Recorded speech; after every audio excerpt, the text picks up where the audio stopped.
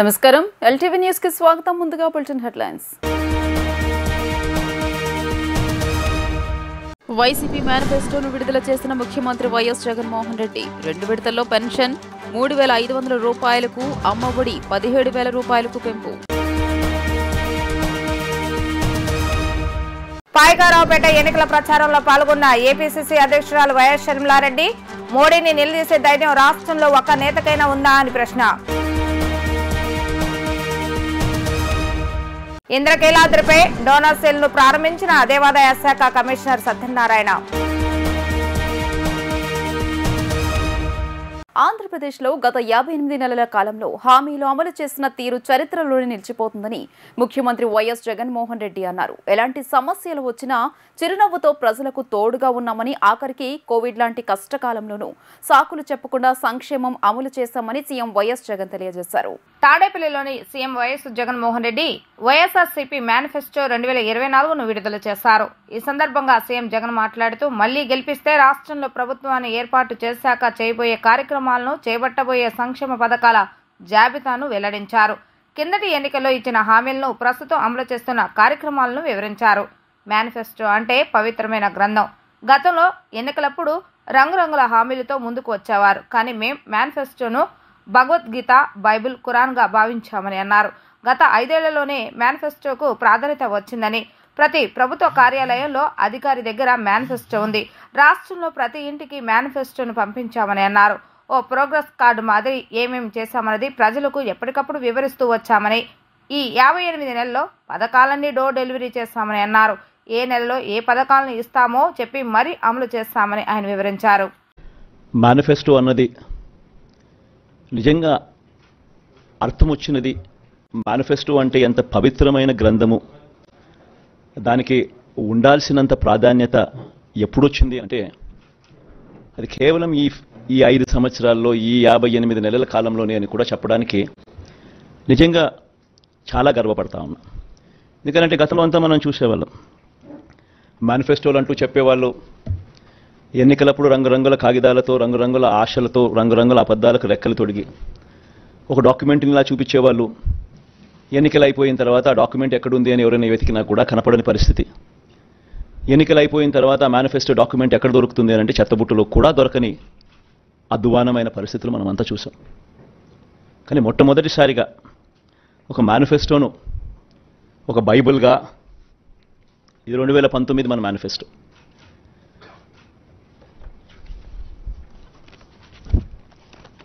ఈ మాదిరిగా ఇచ్చిన ఈ మేనిఫెస్టోను ఒక బైబిల్గా, ఒక ఖురాన్గా, ఒక భగవద్గీతగా దీన్ని భావిస్తూ దీన్ని ఇంప్లిమెంట్ చేసిన పరిస్థితులు, దీన్ని ఇంప్లిమెంట్ చేసిన విధానం బహుశా దేశ చరిత్రలోనే ఈ 58 నెలలు అన్నది చిరస్థాయిగా చరిత్రలో ఎప్పటికీ కూడా నిలిచిపోతాయి. 2019లో ఇచ్చిన ఈ వాగ్దానాలన్నీ కూడా ఎంతో నిష్ఠగా మనం అమలు చేశాం. ఏ స్థాయిలో ఇది అమలు చేశాము అనంటే, ఈ మేనిఫెస్టో అన్నది ప్రతి ప్రభుత్వ కార్యాలయంలో ఉన్న ప్రతి ఇంపార్టెంట్ అధికారి దగ్గర ఈ మేనిఫెస్టో ఉంది. ఏ స్థాయిలో ఇది అమలు చేశాము అనంటే, ఈ మేనిఫెస్టో అన్నది రాష్ట్రంలో ఉన్న ప్రతి ఇంట్లో కూడా ఉంది. అంటే అన్నిసార్లు ఈ మేనిఫెస్టో వాళ్ళ ఇళ్ళకు పంపించాం. ప్రతి సంవత్సరం తర్వాత ఇదిగో ప్రోగ్రెస్ రిపోర్ట్, ఇదిగో అక్క, ఇదిగో చెల్లెమ్మ, ఇదిగో ప్రోగ్రెస్ రిపోర్ట్, ఇదిగో మా మేనిఫెస్టో, చెప్పినటువన్నీ మీరే టిక్ చేయండి అని మొట్టమొదటి సంవత్సరంలో 88%, 85%, 86% మొట్టమొదటి సంవత్సరంలో టిక్కు పెడితే చివరికి వచ్చేసరికి 99.5%, 99 ఎంత నుంచి ఎంత 99 చివరికి వచ్చేసరికి అదే 99% పైచిలుకు, 99% పైచిలుకు మేనిఫెస్టోను మనం ఇంప్లిమెంట్ చేసి ప్రజల చేతుల్లో ఇచ్చిన పరిస్థితి.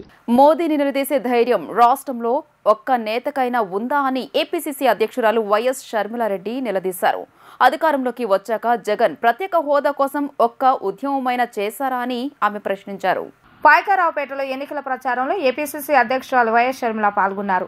వైఎస్ జగన్ సర్కార్పై తీవ్ర విమర్శలు గుప్పించారు. ఈ సందర్భంగా ఆమె మాట్లాడుతూ, రాష్ట్రానికి ప్రత్యేక హోదా వచ్చి ఉంటే యువతకు ఉద్యోగాలు వచ్చేవన్నారు. మోడీని నిలదీసే ధైర్యం రాష్ట్ర నేతలకు లేదని దుయ్యబట్టారు. చక్కెర పరిశ్రమను మూతపడితే తెరిపించాలన్న ఆలోచన పాలకులకు ఉందా అని ప్రశ్నించారు. అధికారంలోకి వచ్చాక జగన్ ప్రత్యేక హోదా కోసం ఒక్క ఉద్యమమైనా చేశారా? రాజధాని కట్టగలిగారా? రాజధాని నిర్మించలేని నేతలకు ఎందుకు ఓట్లు వేయాలని ప్రశ్నించారు. రైతులకు అన్యాయం జరుగుతుంటే సీఎం ఏం చేస్తున్నారు? కుంభకర్ణుడు 6 నెలలు నిద్రపోతే మీరు 5 ఏళ్లు నిద్రపోయి ఎన్నికలప్పుడు లేచారా అని ఆగ్రహం వ్యక్తం చేశారు. స్వర్ణ శోభితము కానున్నది శ్రీ కనకదుర్గ అమ్మవారి ఆలయం. దేవాదాయ శాఖ కమిషనర్ ఎస్ సత్యనారాయణ, ఆలయ ఈవో కెఎస్ రామారావులు ఇంద్రకీలాద్రిపై నూతనంగా నిర్మించిన డోనర్ సెల్ భవనాన్ని ఆలయ స్థానాచార్యులు మరియు వైదిక సిబ్బందిచే అమ్మవారికి పూజలు నిర్వహించి దాత సంఘ నరసింహారావు సమక్షంలో కమిషనర్ చేతుల మీదుగా ప్రారంభం చేశారు. అనంతరం ఆలయ ఈఈ మరియు పలువురు దాతలు శ్రీ కనకదుర్గ అమ్మవారి ఆలయ స్వర్ణ తాపడం పనులకు విరాళాలు అందజేశారు. శ్రీ కనకదుర్గ అమ్మవారి ఆలయ గోపురంతో పాటుగా మిగిలిన ఆలయమును పూర్తిగా బంగారంతో స్వర్ణ తాపడం చేయుటకు గాను దాతలు దేవస్థానానికి విరాళాలు అందజేయవచ్చని ఈ సందర్భంగా ఈవో తెలిపారు. ఈ కార్యక్రమంలో దాత సంఘ నరసింహారావు, వేద పండితులు, ఆలయ డిఈ, ఏఈఓ రమేష్ మరియు సిబ్బంది పాల్గొన్నారు. అనంతరం విజయవాడకు చెందిన కడియాల వంశీకృష్ణ డోనర్ సెల్ ద్వారా 10 లక్షల రూపాయల విరాళాన్ని అందజేశారు. ఆలయ అధికారులు మంగళ వాయిద్యాల నడుమ స్వాగతం పలికి దర్శనం కల్పించి వేద ఆశీర్వచనాన్ని కల్పించారు. ఒక మంచి యాగశాల దేవాలయానికి అమ్మలగన్నయమ్మ దుర్గమ్మకి ఇవ్వాలా, మల్లేశ్వరునికి ఇవ్వాలా అని పరమ శివభక్తుడైనటువంటి సంఘ నరసింహారావు గారు సంకల్పించారు. మరి అది గతంలోనే ఫిబ్రవరి నెలలో దీనికి ప్రారంభోత్సవాలు కూడా జరిగాయి. అత్యంత తక్కువ సమయంలో యాగశాలను మాకు అందించారు. మేము మా వేద పండితులు, మా వైదిక కమిటీ నిర్ణయించిన మేరకు ఈరోజు యాగాన్ని ఇక్కడ నిర్వహించడం జరిగింది. కమిషనర్ గారు, ప్రిన్సిపల్ సెక్రటరీ గారి ఆధ్వర్యంలోను, దాత అయిన సంఘ నరసింహారావు గారి ఆధ్వర్యంలో. అమ్మవారి యొక్క అక్షరానికి ఆకారం ఏంటయ్యా అంటే ఇదే అపౌరుషేయం శ్రీ మహాభాగవతం. ఈ గ్రంథంలో అమ్మవారి యొక్క సంపూర్ణ స్వరూపం అంటే వేదవ్యాసుడికి కూడా అమ్మవారి యొక్క చరిత్ర వ్రాయాలి అంటే ఆధారమైన గ్రంథం. వేదవ్యాసుడు కూడా ఆనంద భాష్పాలతో ధరించిన గ్రంథం. మే నెలకు సంబంధించిన పింఛన్ల పంపిణీ కోసం అధికార యంత్రాంగం తగిన చర్యలు తీసుకోకపోవడం ఉద్దేశపూర్వకంగా పేదలను ఇబ్బందులకు గురి చేయటమే అని బీజేపీ నేత పాతూరి నాగభూషణం విమర్శించారు. వైఎస్ఆర్సీపీకి లబ్ధి చేకూర్చాలనే ఉద్దేశంతోనే కొందరు అధికారులు పింఛన్ల పంపిణీ సన్నాహాలు చేయడం లేదని ఆరోపించారు. ఈసీ ఆదేశాలకు సీఎస్ వక్ర భాష్యం చెబుతున్నారని మండిపడ్డారు. బీజేపీ రాష్ట్ర కార్యాలయంలో నిర్వహించిన మీడియా సమావేశంలో బీజేపీ నేత పాతూరి నాగభూషణం మాట్లాడుతూ రాష్ట్ర వ్యాప్తంగా మే నెలకు సంబంధించి సామాజిక పింఛన్ల పంపిణీకి సమయం సమీపిస్తుందని, అయినా అధికార యంత్రాంగం ఇంతవరకు తగిన చర్యలు తీసుకోకపోవడం ఉద్దేశపూర్వకంగా పేదలను ఇబ్బందులకు గురి చేయాలనే ధోరణి కనిపిస్తుందని విమర్శించారు. ఏప్రిల్ నెల పింఛన్ల పంపిణీలో అధికారులకు ముందు చూపు లేకపోవడం, పూర్తి అలక్ష్యం కారణంగానే 32 మంది వృద్ధులు ప్రాణాలు కోల్పోయారని అన్నారు. ఏప్రిల్ మొదటి వారంతో పోలిస్తే మే నెలలో ఎండలు మరింత పెరిగే అవకాశం ఉందని, ఎండలతో పాటు వేడిగాలుల ప్రభావం వల్ల వృద్ధులు ఆ సమయంలో బయటకు వస్తే మరింత ఇబ్బందులకు గురవుతారని ఆవేదన వ్యక్తం చేశారు. మానవతా దృక్పథంతో అధికారులు పెన్షన్ల పంపిణీని పరిగణలోకి తీసుకోవాలన్నారు. ఎలక్షన్ కమిషన్ ఒక లెటర్ కూడా ఇచ్చింది. ఏమని ఇచ్చిందంటే పెన్షన్ పంపిణీలు లబ్ధిదారులకు ఇబ్బంది కలగకుండా రాష్ట్ర ప్రభుత్వం వెంటనే దాన్ని పంచాలని. అదేవిధంగా ఇది కూడా ఎప్పుడు ఇచ్చారు?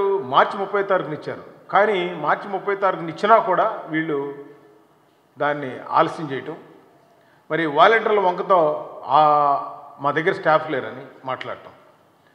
మరి ఇంత జరుగుతున్నా కూడా చీఫ్ సెక్రటరీ గారు ఎందుకు మరి ప్రశాంతంగా ఉన్నారో మాకు అర్థం కావట్లా. ఈ పేదవాళ్ళ ఆక్రమణలు వాళ్ళకి వినిపించట్లేదా నేను అడుగుతా ఉన్నాను. అన్నిటికంటే ముఖ్యమైన విషయం, సరే జరిగింది, రేపైనా మీరు ఇవాళ పేపర్లో చూశాను 3వ తారీఖు ఇస్తారంట. అసలు 30వ తారీఖున డబ్బులు డ్రా చేసుకోవాలని అవసరం ఉంది. ఎందుకంటే 1వ తారీఖు మే సెలవు. ఆయన ఏం చెప్తాడంటే 3వ తారీఖు అవ్వకుండా 5వ తారీఖు 7వ తారీఖు పెంచి 1వ తారీఖు సెలవు వచ్చిందని చెప్తారు. అందుకే ముందుగా మేము అడుగుతున్నాం, 1వ తారీఖు సెలవు అన్న సంగతి మాకు తెలుసా లేదు ఈ అధికారులకి. అదేవిధంగా ఈ ఎంప్లాయీస్కి ఎవరైతే సచివాలయం ఎంప్లాయీస్ ఉన్నారో 1,35,000 మంది ఉన్నారు. వీళ్ళు ఈ 1,35,000 మంది 64 లక్షల మంది పెన్షన్దారులు ఉంటే ఒక్కొక్క పెన్షన్దారుడికి 48 మంది కూడా రారు. మీరు 45 మంది అంటే ఉదయం 7 గంటల మొదలు పెడితే వాళ్ళ ఇంటికి తీసుకువెళ్ళి మీరు పెన్షన్ ఇవ్వచ్చు. ఎలా ఇవ్వచ్చు? ఉదయం ఒక 24 మంది, సాయంత్రం ఒక 24 మంది, మిట్ట మధ్యాహ్నం వదిలేసిన దానికి 3,000 రూపాయల చొప్పున 45 మందికి ఎంత అవుతుందండి? 1,44,000 రూపాయలు. ఈ 1,44,000 ఒక్కొక్క ఎంప్లాయీ తీసుకువెళ్ళి 2 కిలోమీటర్ రేడియస్లో ఉన్నటువంటి గ్రామంలో సైకిల్ వేసుకొని వెళ్ళచ్చు, నడిచేని వెళ్ళచ్చు అందరికీ. ఎందుకంటే పక్క పక్కన దరిదాపుగా ఇళ్ళు ఉంటాయి. సో అటువంటి ఈ అవకాశం ఉండి కూడా ఇవాళ జవహర్ రెడ్డి గారు స్టేట్మెంట్ ఏమి ఇచ్చారంటే 3వ తారీఖు వరకు మేము పంపిణీ చేస్తామంటున్నారు. అంటే మీకు ఇంత హృదయం లేకుండా మీరు ఎలా మాట్లాడగలిగారో మాకు అర్థం కావట్లేదు. పెన్షన్ల పంపిణీ వ్యవహారం టీడీపీ, జనసేన, బీజేపీ నేతలు సీఎస్ను సచివాలయంలో కలిసి వినతి పత్రం ఇచ్చారు. మే నెల పెన్షన్ను ఇంటింటికి పంపిణీ చేసేలా చర్యలు చేపట్టాల్సిందిగా కోరారు. దీనిపై సీఎస్ నుంచి స్పష్టమైన హామీ రాకపోవడంతో సీఎం, సీఎస్ కార్యాలయాలు ఉండే మొదటి బ్లాక్ వద్ద మెట్లపై బైఠాయించి కూటమి నేతలు ఆందోళన చేశారు. పెన్షన్ల పంపిణీ వ్యవహారంపై సీఎస్ కు ఎన్నికల సంఘం లేఖ రాసిన నేపథ్యంలో టీడీపీ, జనసేన, బీజేపీ నేతలు సీఎస్ ను సచివాలయంలో కలిసి వినతి పత్రాన్ని ఇచ్చారు. మే నెల పెన్షన్ ను ఇంటింటికి పంపిణీ చేసేలా చర్యలు చేపట్టవలసిందిగా కోరారు. పెన్షన్ పంపిణీపై సహేతుకమైన నిర్ణయం తీసుకోవాలని, ఈసీ ఆదేశాల ప్రకారం నడుచుకోవాలని కోరుతూ వినతి పత్రాన్ని ఇచ్చారు. వృద్ధులను, పింఛన్దారులను ఇబ్బందులు లేకుండా చూడాలని సీఎస్ జవహర్ రెడ్డికి విన్నవించారు. గ్రామ సచివాలయ ఉద్యోగులతో సహా ఇతర ప్రభుత్వ ఉద్యోగులను కూడా పెన్షన్ల పంపిణీకి వినియోగించాలని సూచించారు. దీనిపై సీఎస్ నుంచి స్పష్టమైన హామీ రాకపోవడంతో కూటమి నేతలు అక్కడికక్కడే బైఠాయించి సీఎస్ జవహర్ రెడ్డి వైఖరికి వ్యతిరేకంగా నిరసన చేశారు. ప్రభుత్వ ఉన్నతాధికారుల పొరపాటు, నిర్లక్ష్యం, దురుద్దేశం వల్ల 33 మంది వృద్ధులు పెన్షన్ కోసం వచ్చి ప్రాణాలు కోల్పోయారని టీడీపీ నేత వర్ల రామయ్య వ్యాఖ్యానించారు. ఉపాధ్యాయుల్ని మద్యం దుకాణాల వద్ద పెట్టిన ప్రభుత్వం పెన్షన్ పంపిణీకి ఉద్యోగులను వినియోగించలేరా అని ప్రశ్నించారు. ఎన్నికల సంఘం స్పష్టంగా ఉత్తర్వులు ఇచ్చినా సీఎస్ ఎందుకు పట్టించుకోవటం లేదని ఆరోపించారు. పెన్షన్ పంపిణీ విషయంలో నిర్లక్ష్యం వల్ల పెన్షనర్లకు ఏమైనా జరిగితే దానికి బాధ్యత CM Jaganmohan Reddy, CS Jawahar Reddy, space CEO Muralidhar Reddy తీసుకోవాలని టీడీపీ నేత దేవినేని ఉమామహేశ్వరరావు హెచ్చరించారు. చీఫ్ సెక్రటరీ గారిని కలవటం జరిగింది. ఎన్డీఏ పక్షాలు గత నెలలో మార్చి చివరి వారంలో వైసీపీ నాయకుల, కాంట్రాక్టర్లు, ఎమ్మెల్యేలు, మంత్రులకు సంబంధించిన బిల్లులు 13,000 కోట్ల రూపాయలు ఖజానా అంతా ఖాళీ చేసి ఏప్రిల్ 1, 2, 3వ తారీఖు సాయంత్రం వరకు సచివాలయాల దగ్గరికి కానీ, పెన్షన్ ఇచ్చే వాళ్ళ దగ్గర అధికారుల దగ్గరికి కానీ డబ్బు ఉచ్చారణ పరిస్థితుంది. దానివల్ల దగ్గర 33 మంది పెన్షన్దారులు చనిపోయారు. శవరాజకీయాలు చేస్తూ ఒక మంత్రి ఆ వృద్ధురాల శవాన్ని రోడ్డు మీద తీసుకురావాలి, పార్టీ కార్యాలయం దగ్గరికి తీసుకురావాలని కూడా అక్కడ ఆ రోజు మంత్రి జోగి రమేష్ ప్రయత్నం చేసింది కూడా మీరు చూశారు. అటువంటి సంఘటనలు పునరావృతం కాకూడదు. 29, 30 ఈ నెలలో కల్లా పెన్షన్ డబ్బులు ఎవరైతే ఇస్తున్నారో వాళ్ళ దగ్గరికి మ్యాపింగ్ చేసి పంపించండి. మే 1వ తారీఖు 6 గంటల కల్లా వాళ్ళు ఏదైతే పెద్దలు చెప్పారో సచివాలయ సిబ్బంది కావచ్చు, విలేజ్ సెక్రటరీలు కావచ్చు, ఆ ఉపాధ్యాయులు కావచ్చు, ఆశా వర్కర్లు కావచ్చు, అంగన్వాడీ కావచ్చు, ప్రభుత్వ ఉద్యోగులు 4 లక్షల మంది దాకా ఉన్నారు. ఒక్కొక్క ఉద్యోగి 20 మంది చొప్పున ప్రతి ఇంటికి కూడా వెళ్ళి ఇచ్చే అవకాశం, ఈజీగా డోర్ స్టెప్లో ఇంటికి వచ్చి ఇంటికి వెళ్ళి పెన్షన్ ఇచ్చే అవకాశం ఉన్నప్పటికీ కూడా చీఫ్ సెక్రటరీ జవహర్ రెడ్డి దురుద్దేశపూర్వకంగా ఈ ప్రభుత్వానికి లబ్ధి చేయాలని, వైసీపీ పార్టీకి లబ్ధి చేయాలని ఆ పార్టీకి కొమ్ముగాస్తూ ఇవాళ నిర్ణయం తీసుకోకుండా చాలా కూల్గా మేము ఆలోచిస్తాం, మేము చూస్తాం, మేము మాట్లాడుతాం అంటున్నారే తప్ప హ్యూమనిటేరియన్ గ్రౌండ్స్ మీద, మానవతా దృక్పథం మీద సిఈసి చీఫ్ ఎలక్షన్ కమిషనర్ ఏదైతే ఇచ్చిన ఆదేశాలని లెటర్ అండ్ స్పిరిట్లో తీసుకోకుండా కాలయాపన చేసే కార్యక్రమమే కనపడింది. జగన్మోహన్ రెడ్డి నేతృత్వంలోని వైసీపీ ప్రభుత్వం వచ్చాక ఎస్సీ, ఎస్టీలకు రాజ్యాంగం కల్పించిన హక్కులను నిర్వీర్యం చేసిందని మాల మహాసభ అధ్యక్షుడు మల్లెల వెంకట్రావు మండిపడ్డారు. కేంద్రం ఇచ్చే రాయితీలను కూడా పక్కదారి పట్టించిన చరిత్రహీనుడు జగన్ రెడ్డి అని దుయ్యబట్టారు. నా ఎస్సీలు, నా ఎస్టీలు, నా బీసీలు, నా మైనారిటీలు అని చెబుతూ నొసటితో వెక్కిరించిన చందంగా పాలన సాగించిన దుర్మార్గుడు జగన్ అని విమర్శలు గుప్పించారు. మాల మహాసభ అధ్యక్షుడు మల్లెల వెంకట్రావు బీజేపీ కార్యాలయంలో విలేకరుల సమావేశం జరిపారు. ఈ సందర్భంగా ఆయన మాట్లాడుతూ రాష్ట్రంలో 80% పైగా మాలలు జగన్ కు ఓటు వేస్తే ఆ ఓట్లతో అధికారంలోకి వచ్చిన Jagan Mala corporation, Madiga corporation, Relli corporation ఏర్పాటు చేసి ₹1 నిధులు కూడా జగన్మోహన్ రెడ్డి ప్రభుత్వం విడుదల చేయలేదని, కేంద్రం ఇచ్చిన నిధులు కూడా ఎస్సీ ఎస్టీలకు ఖర్చు పెట్టలేదని అన్నారు. 4,000కు పైగా ప్రాథమిక పాఠశాలలను రద్దు చేసి ఎస్సీ ఎస్టీల పిల్లలు 3 నుంచి 4 కిలోమీటర్లు వెళ్లి చదువుకోవాల్సిన పరిస్థితి తీసుకొచ్చిన దుర్మార్గుడు జగన్ అని అన్నారు. ఎస్సీ ఎస్టీల ఫీజు రియంబర్స్మెంట్ కోసం, పోస్ట్ మెట్రిక్ స్కాలర్షిప్ల కోసం, హాస్టల్ కోసం కేంద్రం డబ్బులిస్తూ ఉంటే ఆ నిధులను కూడా దారి మళ్లించి ఎస్సీ ఎస్టీలకు అన్యాయం చేశాడని అన్నారు. 3 రాజధానుల పేరుతో అమరావతిని నాశనం చేసి రైతుల ఆర్థిక మూలాలను నాశనం చేశారని అన్నారు. ప్రశ్నించిన ఎస్సీ ఎస్టీలను చంపేస్తున్న ఫ్యాక్షనిస్ట్ జగన్ హంతకులను, ఫ్యాక్షనిస్టులను, ప్రజాస్వామ్య వ్యతిరేకతలను, రాజ్యాంగ వ్యతిరేకులను పెంచి పోషిస్తున్నాడని అన్నారు. రాష్ట్రం అన్ని రంగాల అభివృద్ధి చెందాలంటే కూటమి వల్లే సాధ్యమవుతుందని, సుజనా చౌదరి వంటి మంచి మానవత్వం ఉన్న వ్యక్తులను గెలిపించుకోవాల్సిన అవసరం ఎంతైనా ఉందని అన్నారు. కమలం గుర్తుకు, సైకిల్ గుర్తుకు ఓటు వేసి కూటమి అభ్యర్థులను గెలిపించుకోవాలని ఆయన కోరారు. ముఖ్యంగా వైఎస్ఆర్సీపీ ప్రభుత్వం మాలల ఓట్లతోటే గతంలో అధికారంలోకి వచ్చింది. అట్లాగే మొత్తం ఎస్సీ ఎస్టీలకు సంబంధించిన రాజ్యాంగ హక్కులు, రక్షణలు, భద్రతలు ఏవైతే కాన్స్టిట్యూషన్ ప్రొవైడ్ చేసిందో ఆ హక్కులన్నిటినీ నిర్వీర్యం చేసి ఆ రాయితీలని పక్కదారి పట్టించిన చరిత్రహీనుడు జగన్మోహన్ రెడ్డి. ఎందుకంటే నమ్మించి గొంతు కోయటం, నమ్మించిన వాళ్ళ పథకాల డబ్బుల్ని పక్కదారి మళ్లించటం, నా ఎస్సీలు, నా ఎస్టీలు, నా బీసీలు అని, నా మైనారిటీలు అని చెప్పి పైకి చెప్తూ నోటితో మాట్లాడుతూ నొసలతో వెక్కిరించే ఒక దుర్మార్గమైన నీచ గుణం ఉన్న వ్యక్తి జగన్మోహన్ రెడ్డి. ఎందుకు చెప్తా ఉన్నామంటే మేము దాదాపుగా మాలలు ఈ రాష్ట్రంలో 80% మంది జగన్మోహన్ రెడ్డికి ఓట్లేసి ఆయన కోసం జైలుకి వెళ్ళి అనేక కష్ట నష్టాలు పడి మద్దతు ఇచ్చి గెలిపించారు. గెలిచాక జగన్మోహన్ రెడ్డి గారి నుంచి మేము ఆశించింది ఏంటంటే ఎస్సీ ఎస్టీలకు అదనంగా ప్రయోజనాలు కల్పిస్తాడు. ఈయన ఎస్సీ కార్పొరేషన్కి గత ప్రభుత్వం కంటే ఎక్కువ నిధులు ఇస్తాడు, అట్లాగే సప్లాన్కి ఇంకా ఎక్కువ అలొకేషన్ ఇస్తాడు. అదేవిధంగా మా స్కూల్స్ కానీ, ఎడ్యుకేషన్ కానీ, ఎంప్లాయ్మెంట్ కానీ, హెల్త్ కానీ, వెల్త్ కానీ ఎస్సీ ఎస్టీలకి కాన్స్టిట్యూషన్ ప్రొవిజన్స్ ఏవైతే ఉన్నాయో అవన్నీ చేస్తాడని ఆశించాం, భావించాం.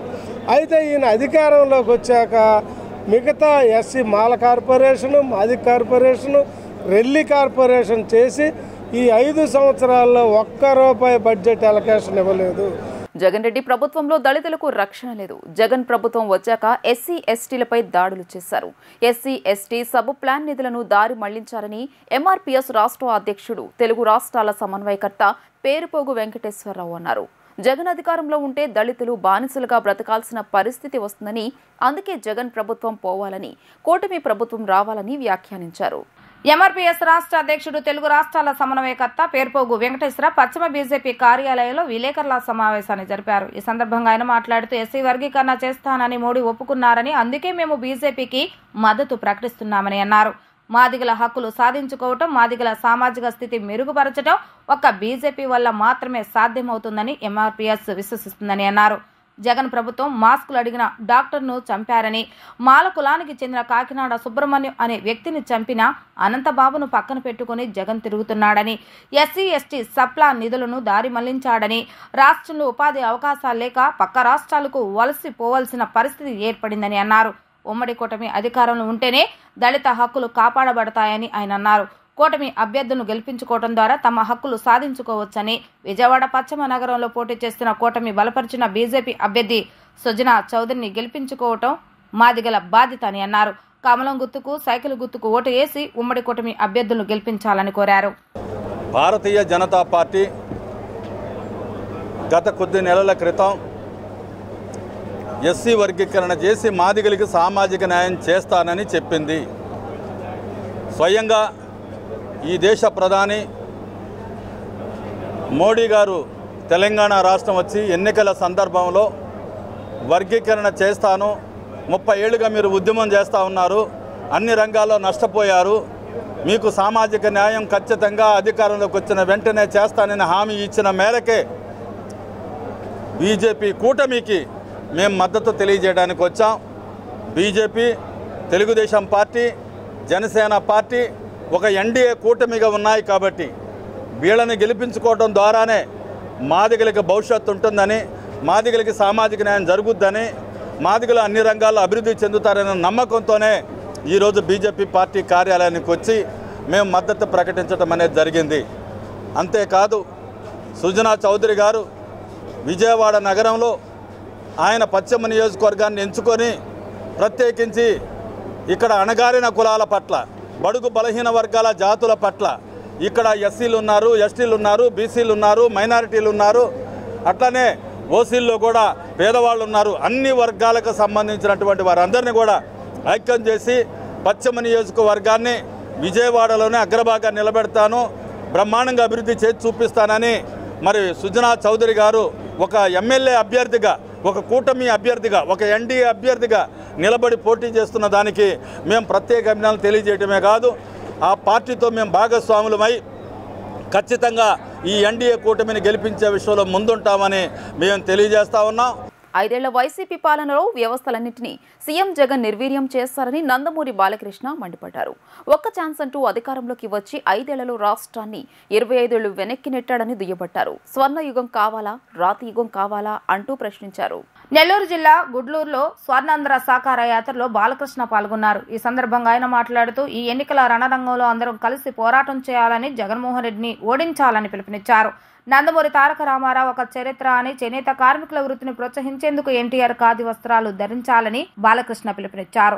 రాష్ట్రానికి ఎన్నో ప్రాజెక్టులు తీసుకువచ్చారని, ఎన్టీఆర్ మానస పుత్రిక తెలుగుదేశం పార్టీనే అని అన్నారు. పార్టీ కోసం ప్రాణాలు సైతం ఇచ్చే కార్యకర్తలు ఉన్న ఏకైక పార్టీ టీడీపీ అని గుర్తు చేశారు.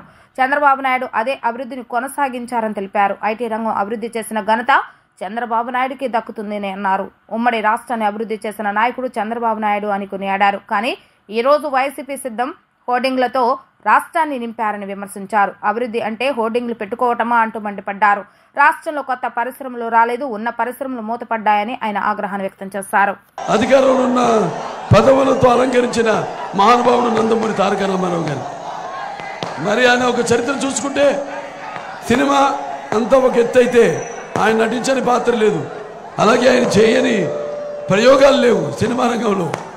అలా ఒక మహారాజు నుంచి, ఒక దేవుడి నుంచి, ఒక మహారాజు నుంచి, అలాగే ఒక పేదవాడి దగ్గర నుంచి అన్ని పాత్రలను పోషించి ఆయన సుస్థిరంగా మీ గుండెల్లో నిలిచిపోయారు.